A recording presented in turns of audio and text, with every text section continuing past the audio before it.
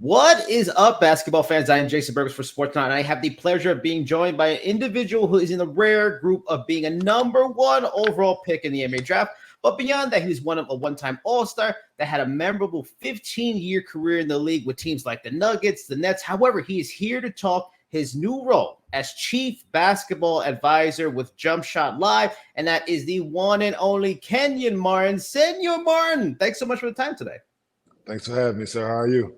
I'm fantastic. Really was looking forward to this conversation for so many reasons, just to talk about your career. But first, before we get to NBA stuff and things like that, talk to me about Jump Shot. From looking at like the company's website, the press release that was sent to me, stuff like that, it looks to be almost like a blend of like a nightclub, an arcade, and the bays that like visitors use to do their shooting and stuff like that when they're there. Sort of reminds me of like a bowling lane, but instead of bowling, it's basketball. Explain to folks that are unfamiliar with Jump Shot, like what is the company? What's the goal of the company? Yeah, Jump Shot Live is what everything that you explained. It's a whole vibe. It's somewhere where you can go as children, go as adults, teenagers, college kids. It's something for everyone. Everyone likes to shoot hoops.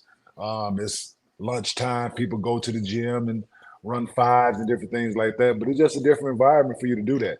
It takes all the ideas of bowling, the top golf, going different outings with your friends, and we combine it all into basketball, the ideal of basketball. So to be able to come out, get great food, listen to great music, be around friends and family, and watch basketball as well. Hey, it's a great environment for family, friends, and fun.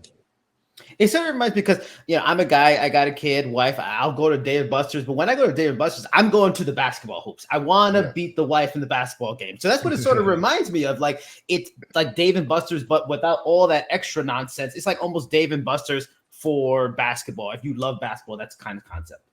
It's for basketball enthusiasts, and if you're not a basketball enthusiast, we're planning to turn you into one.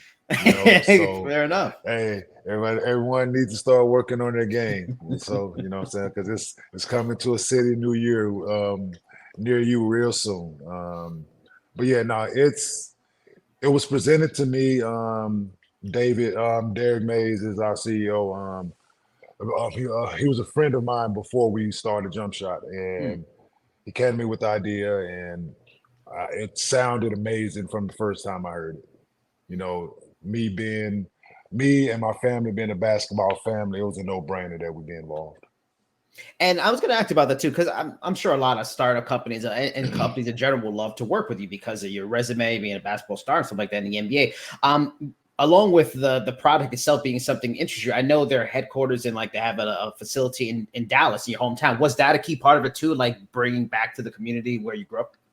Yeah, absolutely, man. I always done stuff back in Dallas from when I was playing for as camps and different foundation events and buying real estate, selling real estate, commercial properties, and different things of that nature.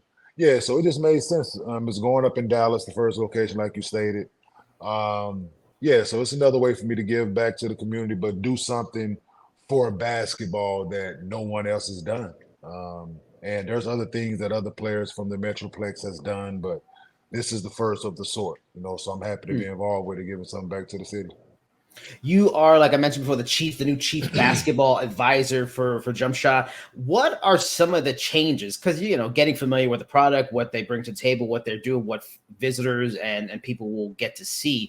What are some of the changes you hope to bring to the brand? Like, where do you feel it can be a better basketball experience for diehard fans and casual fans? Because that's really your goal, bring that expertise in the NBA.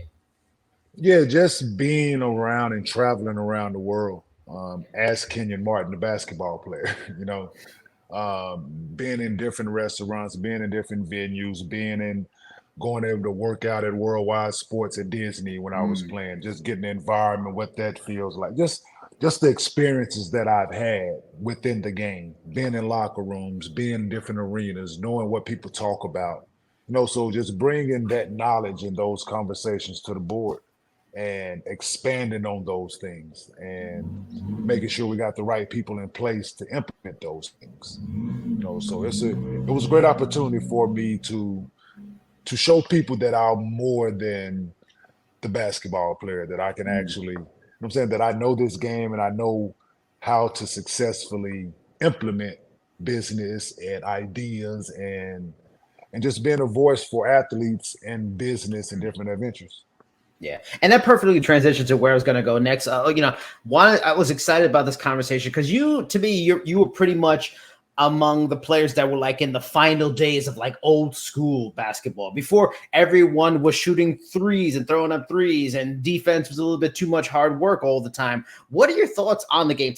Are you kind of glad you're not playing now? Would have to be a forward center to develop a 3-point shot, or do you kind of like the game now? No, I would definitely had to evolve my game and being that, which I did at times. I shot threes throughout my career, but definitely I would have shot a lot more now. I would definitely love to play now. The money they're making. Being a former #1 pick, all-star under my belt, this, that, and the third, and the way the load management is now, I wouldn't have as much wear and tear on this body, so I could have lasted a little longer than 15 years. So, but I lived through my son now. I know he plays for Philadelphia 76ers. He's in year 5. So KJ has helped me stay close to the game and be involved with the game from that aspect, from that lens, being able to tutor him, so to speak, in his development in his career. So I'm excited to have that and just continue to be a part of the game. You were so fun to watch because of your just impressive athleticism. As a lifelong Knicks fan, you and Jason Kidd made me jealous of the Nets for the only time ever during my life. Hey, that was the plan. It worked. Definitely the plan to get you guys cheering for us. Absolutely. It worked fantastically. But with how the game is played now, like so wide open, the defense stuff I mentioned, how do you think you would, because I know you mentioned you love to play now because of the money, but how well do you think you would have fit into this game? Just the version of player you were back then now. I would have been great in this NBA. Can guard multiple positions. I can guard 1 through 5. I guarded 1 through 5 when I played. Yep. So guarding 1 through 5 now wouldn't be a thing. I would have longevity, just being a stretch 4/5 now. Yep. Still athletic, still cerebral in a way that amazes people that talk basketball with me. So, no, I think I would have fared just fine in this NBA. I would have been one of the better players in this league, I believe. With the medicine, the technology, as far as the training and all of that stuff, man, no doubt in my mind. Just as I said, being able to guard 1 through 5, being able to have different dynamics of my game, being able to post up, being able to shoot jump shots, being able to shoot mid-range. Yeah, so I think I would have been fine. Going back to the old school. I mean, I grew up Ewing, Mourning, Shaquille, Olajuwon, a lot of post work, a lot of post plays. Great. That's how the game just was, and now it's completely different. Looking at the sport now, like, do you think, because again, teams will gravitate to what helps them win. If they can't win one way, they'll go another way. Do you think eventually maybe there'll be a momentum for certain teams to start adjusting away from threes, going to styles we saw with Shaquille O'Neal, Tim Duncan going inside out, or are just players not really developed that way on the lower level? So like those great post players, they're just not going to come very often anymore. Well, you still have guys that their body size will determine that. Yeah. Right. Yeah. And their skill set when it's time for them to be NBA ready, right? Mm-hmm. We still have a dominant force in Joel Embiid. Yeah. When it's time to get a bucket, you can throw that ball on the block to Joel Embiid. He can go get you a bucket. He's still a dominant force. Nikola in Denver. Nikola is the same way. If you need a bucket, you know where you can throw him the ball. And that's why those guys, between them, have 4 MVPs. Mm. Right? Yeah. So, and more to come. I don't think they're done. And you have now, I just think you see that. So now it forces you to be able to shoot the 3, but your bread and butter and where you're making your money at is still on that block. And I think Joel knows that, and Nikola knows that.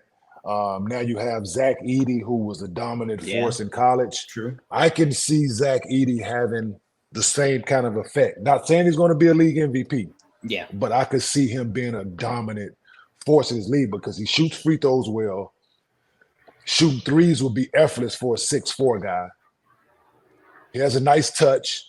They're running plays for him. He is in a good system with Ja. Ja has somebody he can throw lob threat to at the rim and different things like that.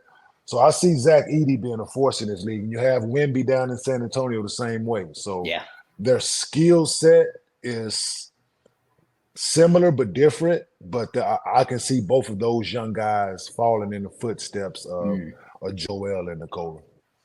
You play with some amazing players during your career, like I mean, Jason Kidd, Carmelo Anthony, Blake Griffin, even Giannis in his second season in the league. Who was like the very best player you ever played with? That, you know, it just was amazing to watch them play. They did it day in and day out, not even on the court, in the locker room, in the worker room. Who was like the most dedicated, just amazing player you ever played with? Yeah, it's different people. Different people did different things. Probably the overall best basketball player I played with was probably Jason Kidd. Okay. Most talented was probably Allen Iverson. Okay. Best, Carmelo Anthony is probably the best scorer that I've played with. You know, so it's best locker room teammate that I've had besides myself would be probably Marcus Camby. You know what I'm saying? So it's different people play different roles within my 15 years. You know, so Tyson Chandler was one of those guys when I got with the Knicks. Yeah. Me and him were very, very similar. So a lot of the things I had to do on my other teams, be the voice in certain situations, I was able to take a back seat because Tyson had already been there. Yeah. So I let Tyson take the reins on that, you know, so I didn't have to be the voice with things with going on within the locker room and being the voice to the management and the coaching staff. I didn't have to do that when I got to the Knicks. So Tyson was that. So it was different people fit different roles. How hard is that? Because I was going to ask different question, but this kind of mind because there's a lot of good teams, and you know, Charlotte has a LaMelo Ball, and the Bulls have a Zach LaVine, and they struggle, and it seems like maybe it's a leadership thing, and you had a role as being a leader. How hard is it being a leader? Like, how does one step into it? It doesn't seem like, oh, I'm the leader. Like, how do you be a leader in the NBA locker room and people listen? For me, mine started in college. Like me having to go to college for 4 years and play within the Bob Huggins system and having to do things a certain way and be a certain way daily. And then after a while, it was kind of, he put it on me. Like it was a demand that, hey, you guys not playing hard today. Hey, Ken, what you gonna do? Hey, you need to talk to your guys. It's this. So it was kind of, so now when I got to the league, it was me coming in as a rookie and I had veterans in my locker room. Right, as a rookie. Even though I was the number one pick, I still respected the guys that had been. I had guys like Sherman Douglas my rookie year, Johnny Newman, Kendall Gill. These guys had been around the game for Lucius Harris. These guys had been around the game for a while. So I learned a lot my rookie year, then bringing J Kidd in my second year and having Kerry Kittles there. So those guys that came before me, so you pick up on things. You pick up on good habits. You develop certain characteristics. And when you are able to go to a different locker room, like I went from my first 4 years with the Nets and then me going to Denver, which is fairly a younger team. Besides Marcus Camby and Vashawn Leonard, a lot of those guys were young when I got there.